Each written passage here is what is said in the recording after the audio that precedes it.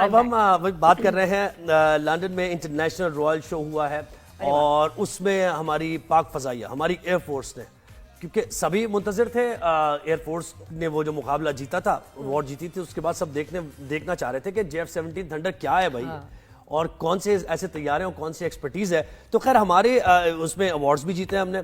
हदफ पर झपटने के लिए तैयार उकाब की तस्वीर से मुज़य्यन तैयारे ने, वो आपने देखा है कि वो आइज बनी हुई है उसके ऊपर, खास तौर पे उसको डिजाइन किया गया। तो जनाब उन्होंने JF-17 थंडर तैयारे ने भी royal international air tattoo show 2025 में आला एजाज हासिल किया है। इसके साथ साथ C-130 हरकुलिस तैयारे ने भी अवार्ड जीता है। वैसे खास तो हमारे पायलट से भी मुलाकात करनी चाहिए, उनको करवानी चाहिए कि जो इतने कमाल इनके पास टैलेंट है, टेक्निक्स हैं, ट्रेनिंग है और जज्बा है कि जिसकी वजह से हमने इंडिया के खिलाफ ऐसी जबरदस्त जंग जीती, दुनिया ने देखी, तो वो भी होना चाहिए। बिल्कुल होना चाहिए था। हम कभी बात करेंगे, हम जरूर पायलट से भी बात करें। अच्छा, हमें ज्वाइन किया है air vice marshal retired Ateeb Siddiqui साहब ने, उनसे जरा जानते हैं। अस्सलाम वालेकुम, गुड मॉर्निंग अतीब साहब, कैसे हैं आप? ठीक ठाक है?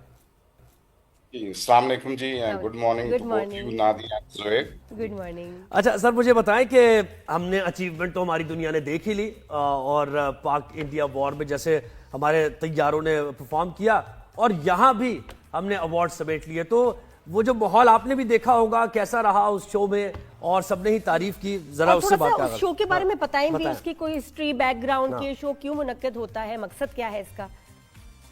अच्छा, बेसिकली नादिया, ये शो जो है ये अपना 1971 में इसकी शुरुआत हुई थी। अच्छा। और ये क्या कहते हैं 1976 में इंटरनेशनल हुआ और 1996 में क्वीन एलिजाबेथ ने इसको रॉयल का खिताब दिया। तो इस तरीके से ये royal international air tattoo show बन गया। ये तकरीबन क्या कहते हैं, पहले तो ये हर 2 साल के बाद होता था, लेकिन 1996 के बाद से ये हर साल मुनक्कद होना शुरू हो गया हुआ है। पाकिस्तान एयरफोर्स ने इसमें कोई 6 दफा पार्टिसिपेट किया है। और ये जो अभी आपने बात की कि जी ये पायलट्स वगैरह से मुलाकात वगैरह हो जाती, तो एक्चुअली ये जो स्पिरिट ऑफ द मीट है, स्पिरिट ऑफ द मीट का जो ट्रॉफी है, ये बेसिकली इसी चीज की है। जो इंटरेक्शन इस दफा अपना क्या कहते हैं इस शो के ऊपर हुआ हमारे पायलट्स वगैरह के साथ, JF-17 के जो पायलट्स वहां पे मौजूद थे, वो शायद ही पहले कभी हुआ हो, क्योंकि ये पहली दफा जो कि JF-17 थंडर ब्लॉक 3 जो है इस शो का हिस्सा बनी है। तो ये बड़ी दुनिया ने इसको आके क्या कहते हैं इनको जहाजों को देखा भी, जो पायलट्स थे हमारे वहां पे उनके साथ इंटरेक्ट किया। अच्छा। और जो ये वहाँ के जो एम्पायर्स वगैरह होते हैं जो सारा मॉनिटर कर रहे होते हैं, क्योंकि तकरीबन 2 लाख के करीब क्या कहते हैं विजिटर्स आते हैं इन 3 दिनों के अंदर। तो जितनी आवाम और जितने बच्चे और नौजवान जिन्होंने इस JF-17 को विजिट किया, शायद ही किसी और जहाज को उन्होंने विजिट किया है। तो उस सिलसिले में फिर जिस वक्त ये सारा देखा गया कि जी सारे बहुत ज्यादा इंटरेक्शन हो रही थी, हमारे पायलट्स का भी बहुत इंटरेक्शन था, तो ये spirit of the meet trophy उसी सिलसिले में दी जाती है। तो बहुत मुबारक बिल्कुल बिल्कुल, बड़े फखर की बात है सर। लेकिन ये इंडिया को क्या इनवाइट नहीं किया था? लेट हो गए, फ्लाइट मिस हो गई, आए नहीं, क्या हुआ? नहीं नादिया, इंडिया जो है ऐसे शोज से मेरा ख्याल है दूर ही रहना पसंद करती है। ये उनके पास कुछ मेरा ख्याल है दिखाने को या बताने को है कुछ नहीं।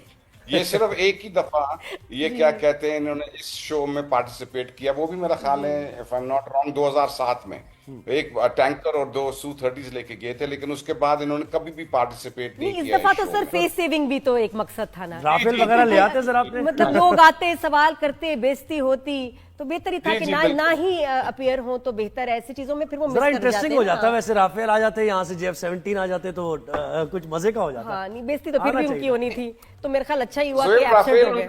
राफेल तो उनका जहाज ही नहीं है ना। राफेल जो भी एक्सपर्टीज तो दिखाते हैं उनके पायलट, कुछ अपनी क्राफ्ट तो दिखाते हैं। आते तो क्या दिखाते फिर?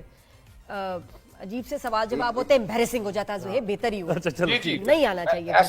ऐसे ही था और बिल्कुल ऐसा ही था, और अच्छा किया नहीं आए। लेकिन मेरा ख्याल है कि वैसे वो क्या कहते हैं कभी भी आप वो फेस करने के लिए उनके पास कुछ बताने के लिए है कुछ नहीं। अगर 2019 में देखें आप जो उनके साथ हुआ, तो क्या मतलब उसके बाद जाके उन्होंने करना क्या बताते हैं? बिल्कुल क्या। अच्छा मुझे बताएं सर, दुनिया भर से जो तैयारे बनाने वाली कंपनीज यहाँ पर इस शो में शामिल हुई, तो पाकिस्तान के लिए वैसे बिजनेस पर्सपेक्टिव से अगर हम देखें तो क्या कोई टेंडर्स वगैरह और ये कोई मुआहदे वगैरह ये हम देख सकते हैं, इस बारे में कुछ सोच सकते हैं? इस बारे में डेफिनेटली सोच सकते हैं, और बहुत सी एयरफोर्सेज हैं अपना जो दुनिया की जो कि बहुत इंटरेस्ट शो कर रही हैं JF-17 थंडर ब्लॉक 3 में। तो मुझे उम्मीद है चंद दिनों में ये जो खबर है ये भी अब आनी शुरू हो जाएगी कि किन किन मुल्क के साथ, क्या कहते हैं, मुल्कों के साथ इंटरेक्शन वगैरह हो रहा है और किन किन मुल्कों ने इसके ऊपर इंटरेस्ट शो किया। वो तो आपको पता है कि अभी भी कई मुल्क हैं जिन्होंने इसके अंदर ना कि सिर्फ इंटरेस्ट शो किया बल्कि ऑर्डर भी प्लेस कर दिए हैं। तो ये अभी थोड़े दिनों तक मेरा ख्याल है और ये ब्लॉक 3 क्या क्या सर, इसको जरा एक्सप्लेन कीजिएगा। बेसिकली JF-17 जब स्टार्ट हुआ था तो it was JF-17 thunder block 1, उसके ऊपर फिर इंप्रूवमेंट की गई तो ब्लॉक 2 जैसे जनरेशन, जैसे 4th generation 5th generation upgrade होता है चीज। ब्लॉक 3 में जो चीजें हैं उनके रेडार्स को अपग्रेड कर दिया गया। मैं टेक्निकल वर्ड्स इस्तेमाल नहीं कर रहा, नाज़रीन को समझ में नहीं आएगी, लेकिन उनके रेडार्स को अपग्रेड कर दिया गया है। इसके अंदर वो PL-15 को कैरी करने की सलाहियत है, CM-400 को अपना हाइपरसोनिक मिसाइल्स और बहुत सारा आर्मामेंट ऐसा है जो कि J-10C के ऊपर जो इस्तेमाल किया जा सकता है वो इसके ऊपर भी किया जा सकता है। सर मेरा ख्याल है जो ऑर्डर्स हमें जो ऑर्डर्स मिले ना, साथ में एक रिक्वेस्ट होनी जो हमारे इंटरनेशनल सेलिब्रिटीज है, हमारे पायलट्स के, भाई उनसे भी थोड़ी सी ट्रेनिंग भी हो जाए एयरक्राफ्ट्स के साथ साथ। मेरे ख्याल ये भी रिक्वेस्ट आएगी हर एक से, क्योंकि it's not all about aircraft, है ना। ये तो पैकेज का हिस्सा ही होगा इंशाल्लाह। जी जी, अच्छा, सच एन ऑनर, बहुत अच्छी बात है। मुझे सर ये बताइएगा कि हमने इसके अलावा JF-17 है, फिर हरकुलिस हमारा, उसको भी अवार्ड, और हमने रडार सिस्टम्स भी अपने वहाँ इंट्रोड्यूस कराया, उन्होंने भी शो में हिस्सा लिया? नहीं, उन्होंने नहीं शो में हिस्सा लिया। बेसिकली ये दो जो कंपोनेंट्स हैं C-130 और क्या कहते हैं हमारे JF-17, और एक हमारा L-78 जो एयर रिफ्यूलर है वो भी किया है वहां पे, क्या कहते हैं, इस शो में। बट इसके अलावा और कोई इक्विपमेंट वगैरह नहीं लेके गए। अच्छा सर, जो हमने आलमी एजाज जीते हैं वो किस उस पे, उसका क्राइटेरिया क्या था और क्या खास बात थी, ये भी जरा थोड़ा बताइएगा। बेसिकली जो C-130H ने जो जीता था वो कॉनकोर्ड डी एलिगेंस के नाम से उसको उस ट्रॉफी को जाना जाता है। ये एक कंपनी है, स्विस कंपनी RUAG जो कंपनी है वो उस ट्रॉफी को वहां पे अपना पेश करती है। तो बेसिकली कहते हैं ये बेस्ट प्रिपेयर्ड एयरक्राफ्ट जो होता है वो उसको अपना असेस किया जाता है। सारे जहाज जो आते हैं, इसकी जो थीम है ना इस पर्टिकुलर इंटरनेशनल एयर टैटू की, वो थी आईज इन द स्काईज। तो अगर आपने ये जहाज की तस्वीर अगर आप जी बिल्कुल, हम दिखा भी रहे हैं इस वक्त, बिल्कुल खूबसूरत, माशाल्लाह, look at this, beautiful. So best prepared aircraft का ये अवार्ड होता है और उसके लिए ये ट्रॉफी दी जाती है। ये 6 टन का जहाज था हरकुलिस, उसके लिए ये जहाज जो है, जो ट्रॉफी है, उसका एजाज मिला है स्क्वाड्रन को। अच्छा, आपकी मौजूदगी का फायदा उठाते हुए आप फोर्सी क्या कर रहे हैं, क्योंकि बहुत सी बातें ऐसी आ रही हैं, एनालिस्ट ये कह रहे हैं, तज्जिया निगार ये कह रहे हैं कि इसराइल से जोड़ते हुए मामलात को और इस खित्ते की सूरत हाल को कि भारत एक बार फिर अटेम्प्ट कर सकता है कोई ना कोई। आप क्या देखते हैं इस पर?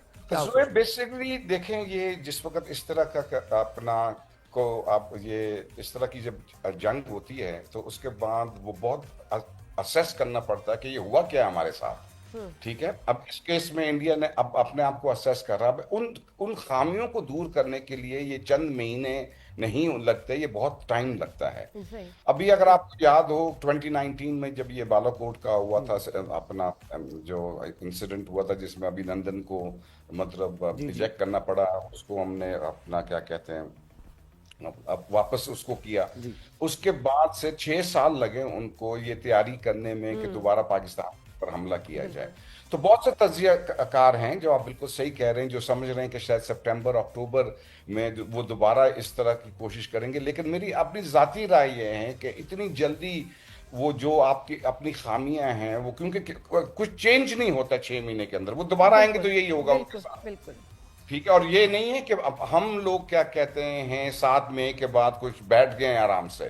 पाकिस्तान एयरफोर्स का वतीरा यही है कि जिस दिन वो खत्म होता है अपना कोई सिलसिला, उसी दिन से वो आप अपना अब तैयारी शुरू कर देते हैं नेक्स्ट राउंड की। तो हम तो तैयारी कर रहे हैं, हम तो और भी बहुत कुछ कर रहे हैं जो कि उनको, और बहुत कुछ अभी अब किया नहीं है उनके साथ। तो ये तो चीज है कि जो उनको बहुत सोच विचार के साथ दोबारा से सोचना पड़ेगा इस चीज को कि भाई दोबारा पाकिस्तान के साथ ये हमने अपना पंगा लेना है कि मतलब बेहतर है कि इसी तरह से अपना इसको लेकिन सर, सर अभी ये उनका जो हाल हुआ है वो सालों की तैयारी के बाद हुआ है। ठीक है, अब तो जी। हम इतने तैयार हैं, अब तो हमें पता है, तो अब उनका क्या हाल करेंगे, उनको पता होना चाहिए। लेकिन सर डरना चाहिए। ये जो कार्रवाइयां तो उसकी तरफ से जारी हैं और बड़ी तशवीशनाक हद तक ये बढ़ती जा रही है। बलूचिस्तान में आप खुद ही देख रहे हैं कि पैदर पे वाकयात हो रहे हैं, हमले भी कराए जा रहे हैं। तो बिल्कुल आपकी ये बात जो है ना दुरुस्त है कि इनका फोकस जो है ना, क्योंकि वो अब उस एयर और ग्राउंड में और नेवी के साथ तो ये कुछ कर नहीं सकते, ठीक है। जो कुछ कर सकते हैं वो यही कर सकते हैं जो कि बलूचिस्तान वगैरह में हो रहा है। ये और आज का नहीं, ये शुरू से ही करते आ रहे हैं। ये तो अभी हम लोगों ने फितना हिंद करना शुरू कर दिया, लेकिन ये बहुत अरसे से ये जो अपना सपोर्ट है अब ये कर रहे हैं। रॉ जो है, रॉ मुसाद एक ही चीज है। आप मुसाद को रॉ कह लें, रॉ को मुसाद कहते हैं, एक ही चीज है। इनके आपस में बहुत ज्यादा अपना क्या कहते हैं इंटरेक्शन है। तो जो मेथड्स वो इस्तेमाल करते हैं सबवर्जन के, एस्पिनाज के, एक्सट्रीम ये टेररिज्म के, उसी तरह के एक्शंस जो है ना ये आप एक्सपेक्ट करेंगे रॉ से। ये और इसी पे फोकस इनका ज्यादा होगा कि किसी तरीके से पाकिस्तान के ऊपर इनको इसमें एंगेज किए रखें। लेकिन इंशाल्लाह पहले भी हमने इसको काबू कर लिया था, अब भी काबू कर लेंगे। ये उनका एक तरीका है, ये वो करते रहेंगे। और इतने सालों से, डेकेड से आप बातें ही सुन रहे होते हैं, हर कोई अपना कोई क्लेम कर रहा है, कोई मुल्क कुछ क्लेम कर रहा है। ये पहली दफा अरसे के बाद के जी एक्शन में नजर आई। टेक्नोलॉजी की जंग थी, अज़म की जंग थी, जज्बे की जंग थी। आसान तो नहीं, वहां तो उनकी जो फोर्सेज हैं वो अपने लीडरशिप के साथ एक है ही नहीं। वहां तो अपने इतने मसाइल उनके बने हुए, तो वो तो उनके पास तो वो जज्बा ही नहीं। उनको यही नहीं पता कि हम अटैक कर क्यों रहे हैं, हम लड़ क्यों रहे हैं, हम तो अपने आप को डिफेंड कर रहे हैं। लेकिन वहां तो कोई एक पेज पे है ही नहीं, तो वो तो हर चीज लैक करते हैं। जी बिल्कुल ऐसे ही। और आप देख लें कि वो जो 1 घंटे की एयर बैटल के बाद उनके जहाज उड़े ही नहीं, उसके बाद वो जहाज ही पीछे ले गए। उनको तो समझ में ही कुछ नहीं आया कि ये हुआ क्या उनके साथ। जी बिल्कुल मेरा ख्याल है कोई ऐसा कोई इनका क्रैश का शो भी होना चाहिए जिसमें इंडिया को बुला के उनसे जरा गपशप लगाई जाए, उनसे भी सेल्फियां ली जाएं कि यार कमाल आपके जहाज गिराए पाकिस्तान ने, आप कैसा महसूस करते हैं। ये भी शो होना चाहिए। बहुत शुक्रिया, आपने वक्त दिया।